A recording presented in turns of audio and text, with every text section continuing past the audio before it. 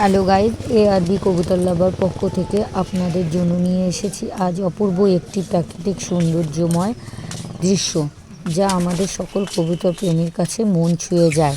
কবুতরের সম্পূর্ণ বিবরণী সৌন্দর্যময়, সেটা আমরা সকল কবুতর প্রেমীরাই জানি।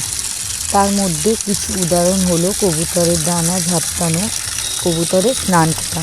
এটি কিন্তু খুবই সুন্দর একটি দৃশ্য।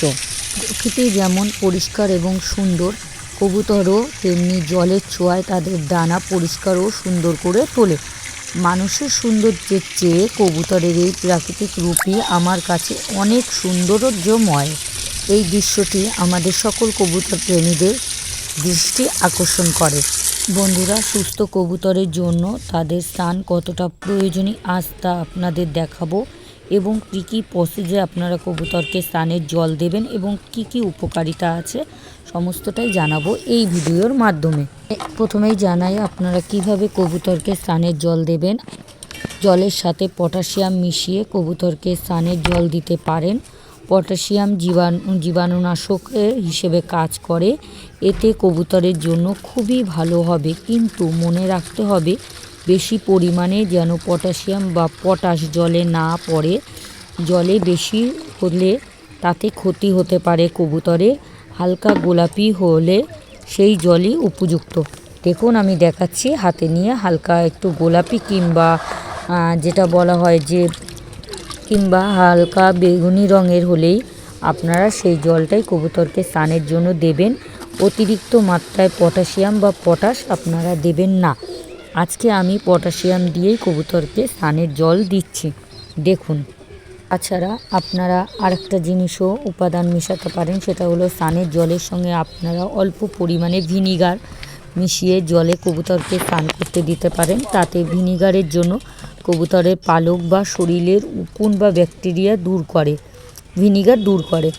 বাট মনে রাখতে হবে খুব সামান্য পরিমাণ দিতে হবে, বেশি মাত্রায় যেন না মিশে জলের মধ্যে না দেন, কারণ তাতেও কিন্তু কবুতরের ক্ষতি হতে পারে। আর একটা উপায়ও আপনারা করতে পারেন, সেটা হলো ফিটকিরির জল। ফিটকিরি কিছুক্ষণ জলের মধ্যে ভিজিয়ে রেখে তারপরে কিন্তু আপনারা কবুতরকে সেই জলটা স্নানের জন্য দিতে পারেন। তো সেই প্রসেসটাও আপনাদের আমি একবার দেখাবো। আরও কিছু উপাদান আপনারা দিতে পারেন, কিন্তু একত্রে দেবেন না। আরেকটা উপাদান হলো নিম পাতা, কাঁচা নিম পাতা এবং সাথে হলুদ। আপনারা সেটা ভালো করে ধুয়ে, হলুদ এবং নিম পাতা এই দুটিই হলো অ্যান্টিবায়োটিকের কাজ করে। এই দুটি ভালো করে ধুয়ে জলে ফুটিয়ে সেই জল ঠান্ডা করে স্নানের জলের সাথে মিশিয়ে কবুতরকে স্নান করতে দিতে পারেন। এতে কবুতরের গায়ের জীবাণুনাশক হিসাবে কাজ করবে। যদি পোকামাকড় থেকে থাকে সেগুলি সব মরে যাবে কিংবা কবুতরের দেহের থেকে বেরিয়ে আসবে। কিন্তু একটা কথা সবসময় মনে রাখতে হবে, কবুতরের স্নানের জলের সঙ্গে কিন্তু একত্রে একাধিক উপাদান দিয়ে স্নান করানো যাবে না। একটা কি দুটো উপাদান দিয়েই কবুতরকে স্নান করাবেন, কেননা তারপরে যদি সব উপাদানগুলো আপনারা মিশিয়ে 3-4 রকমের উপাদান মিশিয়ে যদি কবুতরকে আপনারা স্নান করতে দেন, তাতে কবুতরের নানা রকম সমস্যা আসতে পারে। সেই কারণেই বলছি, 1 থেকে 2 রকম উপাদান দিয়েই আপনারা জলে মিশিয়ে কবুতরকে স্নান করাবেন। আরেকটা কথাও সব সময় আপনাদের মাথায় রাখতে হবে, সবসময় কবুতরকে পরিষ্কার জলে স্নান করতে দিতে হবে। স্নানের পর সেই জল ফেলে দিতে হবে, যাতে কবুতর যেন সেই জল না খেতে পারে, অর্থাৎ পান করতে না পারে। যদি সেই জল পান করে তাতেও কিন্তু কবুতরের সমস্যা আসবে। কবুতরকে রোগমুক্ত রাখতে তাদের স্নান করানো একান্ত প্রয়োজন। কবুতরের পালক পরিষ্কার ও সুস্থ রাখতে সপ্তাহে 2 থেকে 3 দিন কবুতরকে স্নান করতে দেওয়া উচিত। আজকে ভিডিওতে দেখুন আমার কবুতররা কিভাবে স্নান করছে। দেখুন জল পেলে কবুতর কতটা আনন্দ হয়, ওরা আজ কতটা আনন্দ করে স্নান করছে। এবার বলি কবুতরের স্নান করার কারণ কি, কিংবা আমরা কবুতরকে কেন স্নানের জল দিই। কবুতর স্নান করার কারণ হলো তাদের পালক থেকে ধুলো, ময়লা এবং তাদের দেহে অতিরিক্ত তেল জাতীয় পদার্থ থাকে, সেই পদার্থটা যেন বেরিয়ে যায়, অতিরিক্ত মাত্রায় সেটা যেন বেরিয়ে আসে। সেই কারণে কিন্তু কবুতরকে আমরা স্নান করতে দিই কিংবা কবুতর স্নান করে। আমি জলের তৈলত্ব ভাবটা দেখাবো আপনাদের। তো দ্বিতীয়টা বলি, নিয়ম করে কবুতরকে স্নানের জল দিলে বা স্নান করালে কবুতরের উকুন কিংবা গায়ে যে পোকা থাকে সেগুলো শরীর থেকে দূর হয় কিংবা দূর হতে সাহায্য করে। বিশেষ করে গরমের দিনে কবুতরের শরীর ঠান্ডা রাখতে স্নানের জল দেওয়া একান্ত প্রয়োজন কবুতরকে। কবুতর স্নানের মাধ্যমে তাদের স্বাস্থ্য ভালো রাখে এবং তাদের পালক উজ্জ্বল করে তুলতে সাহায্য করে এই স্নানের মাধ্যমে, এবং নিজেরাও সুন্দর হয়ে ওঠে। 5. স্নান কবুতরের একটি স্বাভাবিক আচরণ যা তাদের আরামদায়ক অনুভূতি দেয়, অর্থাৎ গরমের দিনে কবুতর স্নান করলে স্বাভাবিকভাবেই কবুতরের প্রচণ্ড আরাম অনুভব করে।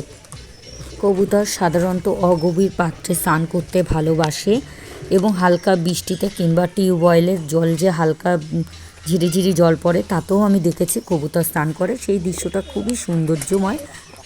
কবুতর সামাজিক পাখি, তাই স্নানের সময় তাদের একসাথে ডানা ঝাপটে স্নান করতে দেখা যায়। সেই দৃশ্যটা সত্যি খুবই আনন্দময় দৃশ্য। কবুতরের ভেজা পালক আর তাদের অদ্ভুত সব ভঙ্গির স্নানের দৃশ্য, সেটাও আমাদের মুগ্ধ করে। কবুতরের সাথে জলের একটি অদ্ভুত ভালোবাসা আছে, তা এই স্নান করা দেখেই আমরা বুঝতে পারি। প্রাকৃতিকভাবে কবুতরের জলে ডানা ঝাপটানো, ডানা মেলে মন খুলে স্নান করা, কবুতরের এই দৃশ্যগুলি যেন জীবনের পরম শান্তি পাওয়া। সকালে কোমল রোদে ভেজা ডানাগুলি থেকে যখন জলকণা ছড়ায়, মনে হয় প্রকৃতি তার নিজের রূপেই স্নান করছে। প্রতিটি ফোঁটা যেন মুক্ত বা মুক্তা।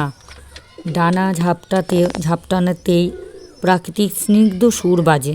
আমার কাছে কবুতরের এই ডানা ঝাপটানো সুরটি ভীষণই ভালো লাগে। এই ডানা ঝাপটানো সুরগুলো আপনাদের কাছে কেমন লাগে সেটা অবশ্যই আমাকে জানাবেন, এবং এই দৃশ্যগুলি কার কার ভালো লাগে সেটাও আমাকে জানাবেন, কেননা আমি জানি যে আমাদের সকল কবুতর প্রেমীর কাছেই এই দৃশ্যগুলি খুবই সৌন্দর্যময়।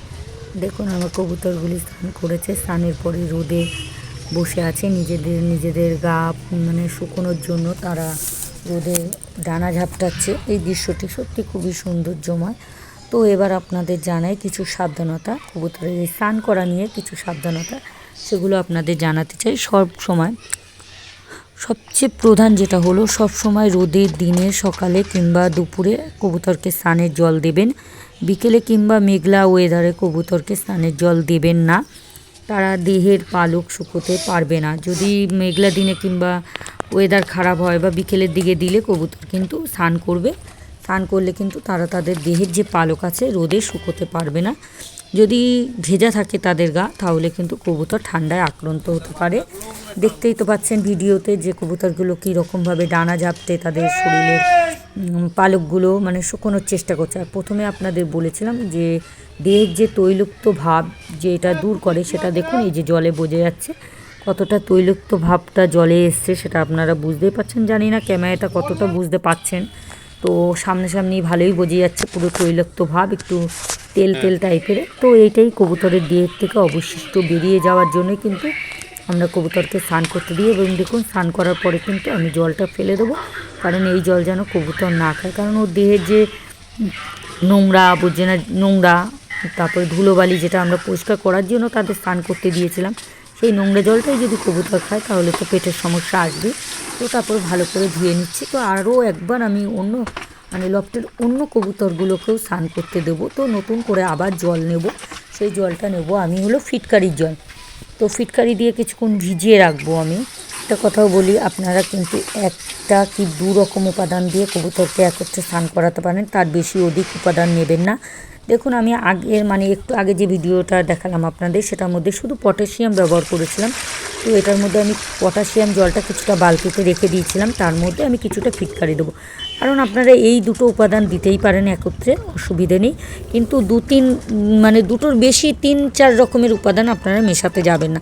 দেখুন সব কিছুরই একটি সাইড এফেক্ট আছে, যেটার ভালো আছে সেটার খারাপও আছে, তো সেই কারণে অল্প মাত্রায় দেওয়াই ভালো।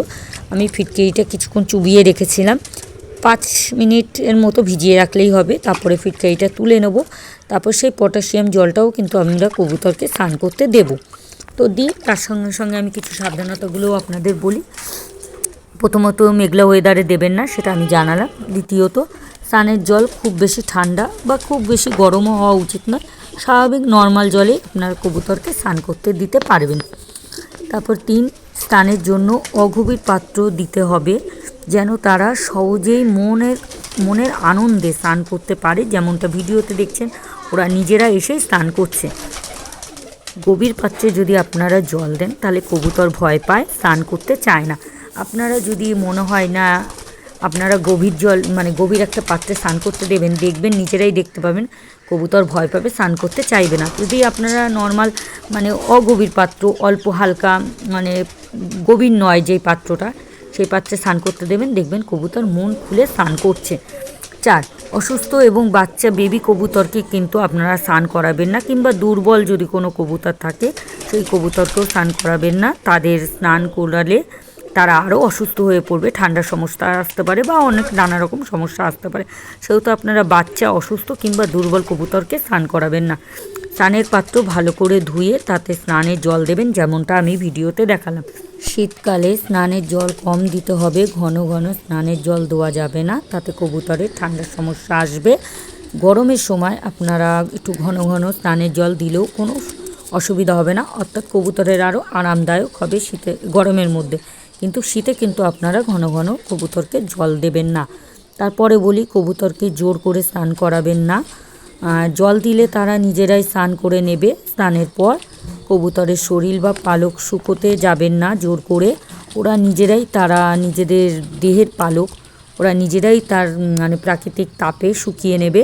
আপনারা নিজেরা কিছু দিয়ে কাপড় কিংবা তোয়ালে দিয়ে মুছতে যাবেন না, কিংবা কোনো হেয়ার ড্রায়ার দিয়েও আপনারা শুকোতে যাবেন না। ওরা আপনি শুকিয়ে নেবে নিজেদের পালক। ভিডিওতে তো দেখালাম আপনাদের ওরা কিভাবে ওদের নিজেদের শরীরের পালকটা শুকোচ্ছে প্রাকৃতিক রোদের তাপে, সেইভাবেই ওরা শুকিয়ে নেবে।